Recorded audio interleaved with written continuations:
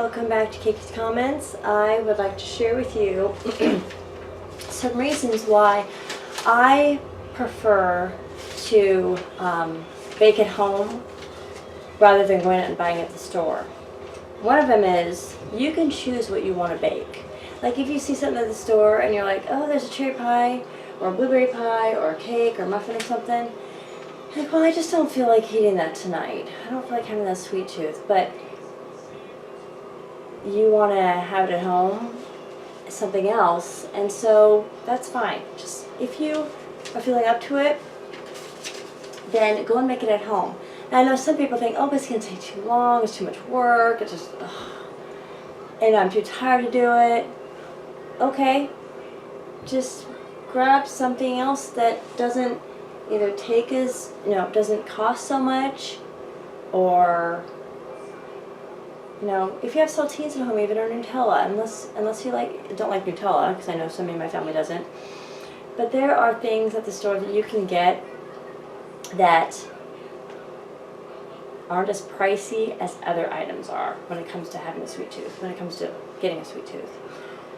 But with me, also when I look at items at the store, I think, okay, I can't even read what's on that label of everything that's in it, and the list is like, long. And I'm just like, okay, I can't pronounce that word. I don't know what that is. I don't know how much they put in it.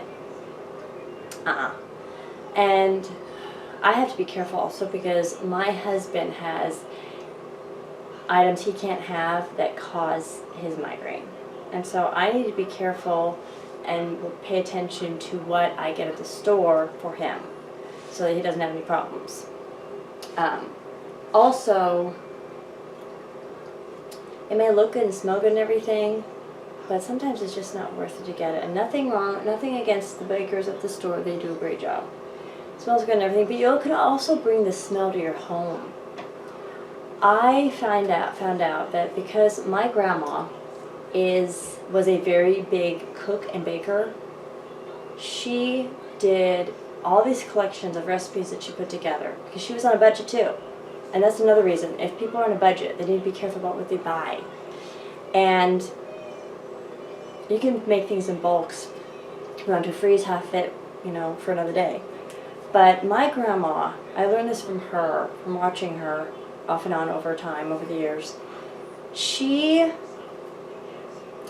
would take a recipe and, from what I know, that's just what she was. She was a good baker. She was a good cook. And what I knew, observing her. I'm having a hard time talking right now, pronouncing certain words. Excuse me, forgive me. But I watch her, and I know that she was a stay-at-home mom and everything, and so she had a lot of time to do this and all that.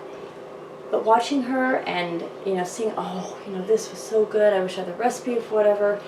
And my aunt collected recipes after my grandma passed away and put together a notebook. And I don't know how many of you have done this already or not, but it's a good way to pass on recipes throughout the family, for whoever wants them.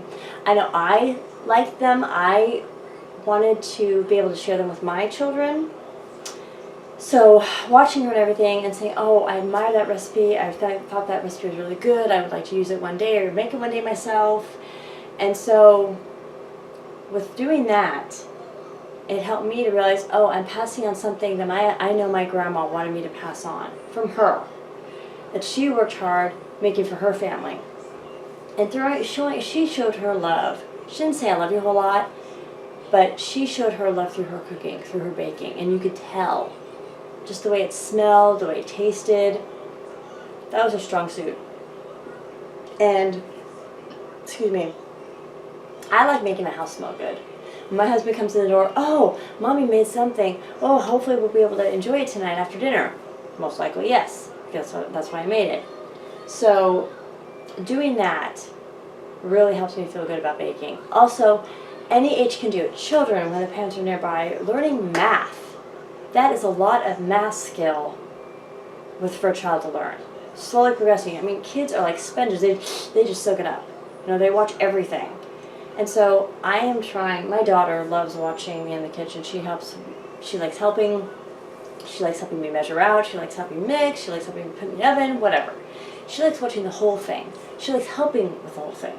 But I need to be careful too with her being nearby and all that so she doesn't get burned. But doing that helps me to help her to learn. And I'm learning too, you know. You can make a recipe however you want. You don't have to make a recipe exactly what it has in it. You can tweak it a little bit. I know tons of people do that.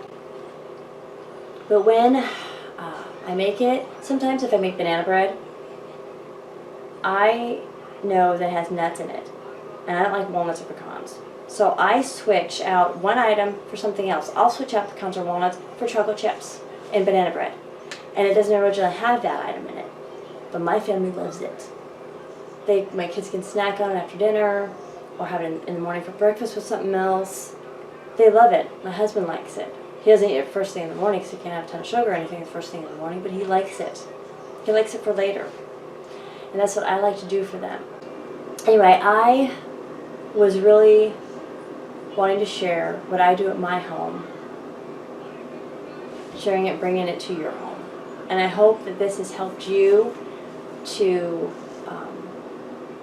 just realize, you know, things that you do for your family to make them feel special, make them feel loved. Because this is what I do to help my family feel special and feel loved. And I have progressed, and honestly I think I've gotten a little bit better over the years, because before I wasn't better. I am going to end this video with a story, and I don't know how many people have done this. And we live and learn all the time, every day. Life is about living and learning all the time. But I had a situation when I was younger. I was a teenager, and I don't usually share stories about myself, but I said try not to, just the way I feel about it. We had a missionary man over. I think he was a missionary man. Anyway, we had a man over for a guest for our home, for dinner at our house when I was growing up, when I was a teenager. And I was in charge of making the dessert. I was supposed to make, I think it's called a bunt dish. We have the hole in the middle, looks like a donut. You have design on top, metal. I was supposed to make the cake. And so I flipped through the recipe, all my mom's recipes, or I think my mom might have told me what to make. I don't remember. But I needed to be careful, because you need to really, if you're doing baking at home, also read the ingredients very carefully and make sure that you have the right amount of everything. That's another important thing about baking. But when I baked, I was not really paying attention. I kind of was spacing out a little bit, and I had swapped the measurement of salt and sugar. I got them flip-flopped. I was standing there, in my mind I'm thinking, why do I keep pouring the salt so much? Why is there so much salt? And it just never triggered in my mind to stop and realize this is salt, not sugar. So I kept pouring and pouring and pouring and pouring. I'm like, that's an awful lot of salt. And when I poured it in, I'm thinking, whoa. But you know, some things you just don't, it doesn't click, it doesn't register until later. And so when I put the sugar in, I'm like, that's a piddly little amount of sugar. But I went ahead and put it in, I mixed it all up, and I put it in the oven. It started smelling so good in the oven, really good. And when I checked it, when the timer went off and I checked it, I pulled it out and I checked it, it looked great. It looked wonderful. It was done, looked awesome. My mom's like, that looks so good. I'm like, oh good, you know, this might turn out well. This was my first time that I can recall of baking. Now my mom might tell me differently, but this, as I recall, was my first time of baking. So we got ready to eat, sat down at the table, ate dinner, and then I got the dessert out, got it out of the dish and everything. Excuse me. Oh, sorry. Not a very good night's sleep. But we cut the cake, and we took a bite, and it went crunch. And I was like, what in the world happened? And it didn't taste right. It looked great, but it just did not taste right. And I was like, oh, what happened? And I looked over at our guest, and he kind of had a funny expression on his face. He kept taking bites slower and slower, and eventually he just, I could tell he couldn't eat anymore. But after he left, we were discussing what happened. And we realized that I had gotten the sugar and the salt measurements confused. And, you know, that's the lesson of, you know, learning. Sometimes you learn the hard way, and sometimes it's embarrassing, but you learn. And that's exactly what life is all about, learning. And that's what I got done. That's what I learned that day, was I need to pay attention to measurements. And ever since that day of that baking lesson, I read ingredients very carefully. I would always double check, okay, is that tablespoon or teaspoon? Is that salt or is that sugar? You know, baking powder, baking soda. Making sure that you always get the measurement right and what you're measuring it for right. But, you know, like I said, live and learn. Life's full of lessons. So, anyway, hopefully my lesson learned to help you understand what to do. And hopefully you will subscribe. And we hope to see you in the next video. And please give it a thumbs up if you enjoyed hearing my story. Alright, we'll talk to you guys again next time. Bye.